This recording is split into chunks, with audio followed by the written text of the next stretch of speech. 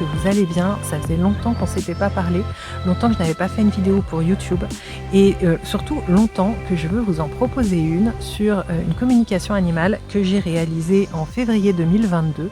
Il s'agit d'une communication animale un petit peu particulière, comme j'avais déjà fait une fois une vidéo de communication animale avec des poissons rouges. Là, je vous propose une communication animale avec une perruche. Une perruche qui malheureusement est décédée en début d'année et j'ai réalisé cette communication en février 2022. Voilà, je me suis dit il faut absolument que je vous lise ça parce qu'on ne connaît finalement pas grand chose sur leur état d'esprit et ça me semble intéressant. Alors je vais vous la lire. Avant de commencer la lecture, j'aimerais juste refaire un tout petit point avec vous pour vous expliquer comment se passe la communication animale, en tout cas avec moi. Alors, les propriétaires des animaux, je ne les connais pas. Ce sont des gens en général qui ont entendu parler de moi soit de bouche à oreille, soit parce qu'ils ont vu mes vidéos ici sur YouTube ou sur les réseaux sociaux, ou alors ils ont lu mon livre sur les maisons et ils savent que je fais aussi de la communication animale. Alors ils vont sur mon site internet et ils réservent une communication. Moi ensuite je les appelle juste pour organiser les choses. On se parle 5 minutes, voilà, pour savoir quel jour on va fixer ça. Je leur explique qu'il faut m'envoyer une photo de l'animal.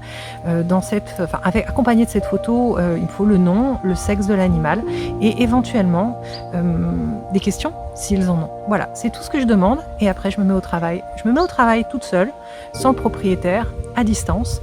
Je me mets dans mon bureau, j'ouvre la photo de l'animal, je prends les questions et la première chose que je fais, je demande à l'animal décédé ou vivant, de laisser un message libre. Un message libre à celui qui a demandé cette communication. En général, c'est la personne avec qui il a partagé sa vie.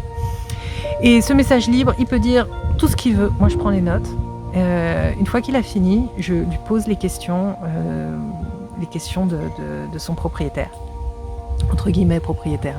Je pose les questions et s'il y a des choses qui me paraissent à approfondir, eh bien je rebondis, je pose d'autres questions et je travaille comme ça pendant 1 heure. Pendant 1 heure, je vais écrire. Alors je pourrais certainement aller encore plus loin, mais 1 heure c'est déjà beaucoup pour le médium. Donc voilà, je m'arrête là et ensuite j'appelle la personne qui a réclamé la communication et je lui lis tout, je lui explique tout et c'est un travail encore qui prend en général 1 heure, peut-être parfois un petit peu moins, mais c'est la moyenne. Voilà, allez, on commence, c'est parti. Je suis toujours aussi beau et volant. Qu'est-ce qui peut changer entre la liberté sur Terre et celle d'être nulle part et partout? Aujourd'hui, je suis dans le monde de l'idée, dans l'au-delà, celui de la pensée. C'est très généreux d'y vivre, pour soi et pour les autres. Je suis à présent l'idée que l'on se fait de moi. Je me sens beau ainsi. Je ne suis plus une image qui est perturbante pour tous, pour moi et pour celui qui m'observe. Je suis dans le monde du ressenti. Il est parfois brutal, mais il ne ment jamais. C'est le monde du réel, de l'honnêteté. D'ailleurs, je n'ai jamais ressenti tant de force en moi. Oh, j'étais léger, mais peu fort. Je me savais fragile. À présent, je suis solide, comme un tronc qui a vécu. Je suis fort, comme un diable qui n'a pas peur du feu. Je suis fort comme l'eau qui se déplace sans se débattre, jamais prise au piège. Un obstacle ? Je le contourne, je m'évapore, j'ai des solutions à tout. J'ai bien vécu l'oiseau parce qu'on ne sait pas. On ne sait pas qu'il y a un en dehors de soi, un en dehors de son monde. J'ai été chanceux parce que chaque jour j'ai respiré, bu, mangé, sans avoir peur, sans crainte. J'ai parlé autant que je l'ai souhaité. J'étais là avec toi et avec les autres, dans l'attente heureuse du nouveau monde. Ma vie était une salle d'attente agréable. Un couloir vers l'autoroute d'essence, l'autoroute de la loi, de la vie. Imagine ce qui t'attend aussi après la chambre terrestre, un long voyage sensoriel de reconnexion au réel. Je semble être partie hier, mais j'ai déjà beaucoup volé au-delà de notre terre. J'ai eu envie d'explorer tout de suite après que tu m'aies dit tes mots. J'ai attendu tes paroles parce que j'étais très attentif à ta voix. Tu me guidais beaucoup par tes sons et j'avais besoin d'un perchoir d'envol. C'est ta voix. J'étais suspendue à tes branches de mots. J'ai pu voler, me sentant accompagnée par eux. J'ai volé jusqu'à perdre mes plumes, mon bec, mes couleurs. J'ai perdu ma forme pour devenir moi. C'est ce que je suis à présent. Mon petit corps est remplacé par une braise. La braise qui tient le monde au chaud, en vie. Nous sommes des braises, un feu. Parfois nous montons fort en température et nous faisons quelque chose de brûlant. Alors un nouveau monde se crée. Parfois Nous sommes sages et nous attendons notre tour pour nous consumer à nouveau dans un cycle d'incarnation. Je suis toujours libre de choisir quand je voudrais que mon moment arrive. Je n'ai rien choisi. Je veux encore voler dans ce que j'appellerais le monde pareil. C'est celui où le feu existe, où l'eau coule, mais sans jamais faire de dégâts. C'est un monde ordonné, où les énergies se sont maîtrisées, se connaissent elles-mêmes et se respectent entre elles. C'est ainsi que se termine le message libre de Nipui. Et nous allons à présent, en tout cas je vais maintenant lui poser des questions. Il est temps à présent de poser des questions à Nipui. Et je lui dis, parlons de ta vie Nipui, as-tu été heureux? As-tu manqué de quelque chose? C'est la première question d'Audrey. Et il dit, j'ai parlé parfois mon langage sans être compris. Le langage universel du regard m'a beaucoup aidé, mais j'étais malheureux que tu ne comprennes pas mes bruits, mon son, mes mots. La perruche parle pour dire des poèmes. Nos onomatopées sont des colonnes de poésie qui veulent être entendues. L'oiseau est poète. Vous ne savez pas cela, mais notre organisation repose sur ces échanges, et le plus haut individu sur l'échelle sociale qui était la mienne est celui qui a la plus belle et la plus complète expression. J'ai tellement voulu dire sans être entendu. Cela est naturel pour moi et c'est la frustration de l'oiseau de ne pas avoir le public qu'il mérite. On dit que l'oiseau chante, il chante pour tous. Il veut être entendu au-delà de son monde. L'oiseau ne parle pas pour rien. Il est venu pour s'exprimer et pour apporter sa musique. Une culture. L'humain n'a pas vu cela. L'oiseau cultive chaque jour l'harmonie des sons. Et c'est vrai que Nipui vivait avec peut-être quelques autres perruches, très peu. Et dans mon souvenir, il vivait avec des oiseaux beaucoup plus gros que lui. Il faut savoir que dans la nature, je l'ai appris en travaillant avec Nipui, les perruches vivent en groupe, des groupes très importants de centaines, peut-être même de milliers d'individus. Si ça vous intéresse, n'hésitez pas à vous renseigner.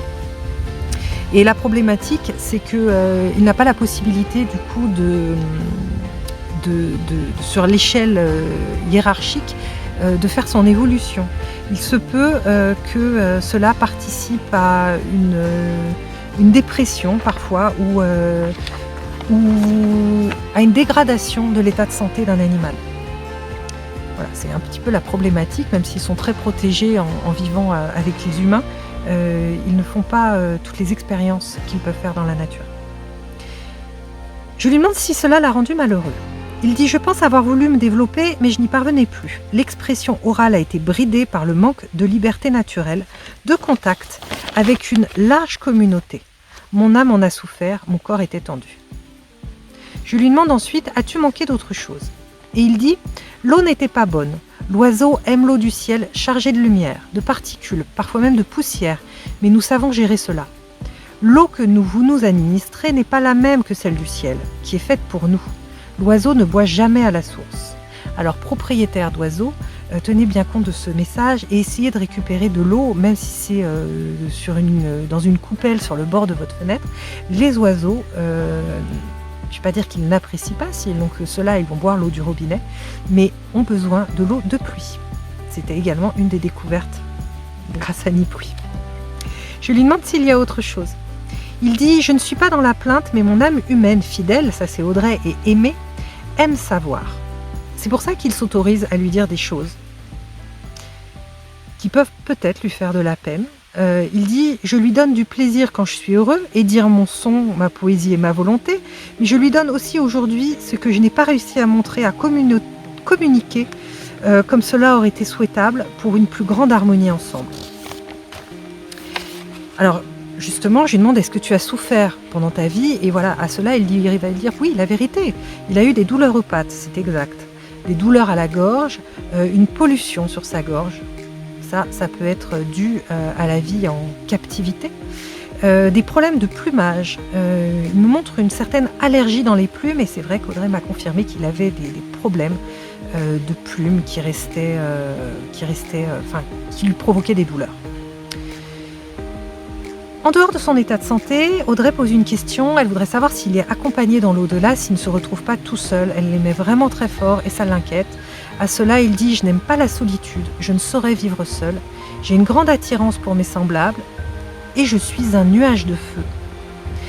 Je suis parmi les miens. Je me sens portée par une grande énergie.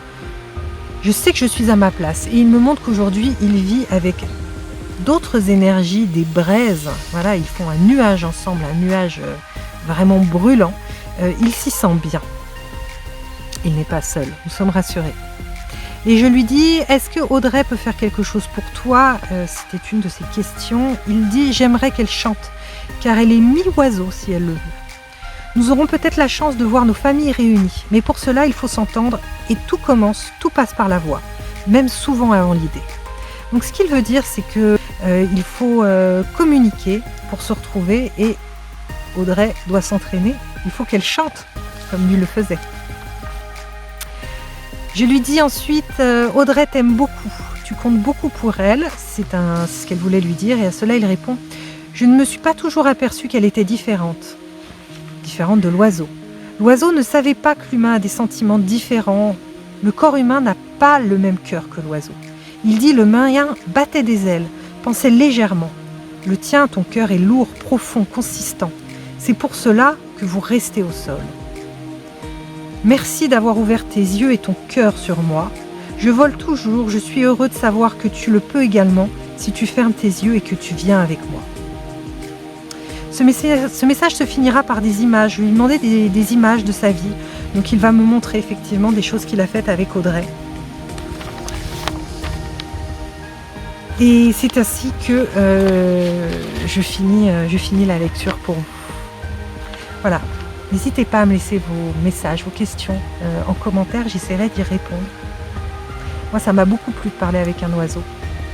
Si vous en avez, je serai heureuse d'en apprendre encore plus et de vous transmettre les messages. N'hésitez pas. À bientôt.